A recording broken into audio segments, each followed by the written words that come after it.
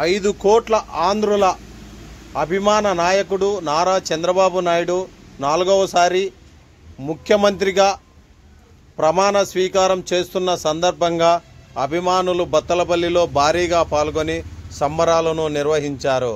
ముందుగా చంద్రబాబు జిందాబాద్ అంటూ 4 రోడ్ల కూడలు చేరుకొని బాణసంచాలు కాల్చారు.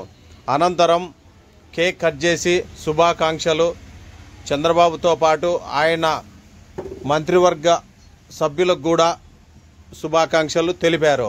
అనంతరం స్థానికంగా ఉన్న ఎన్టీఆర్ విగ్రహానికి పూలమాలలు వేసి నివాళులు అర్పించారు.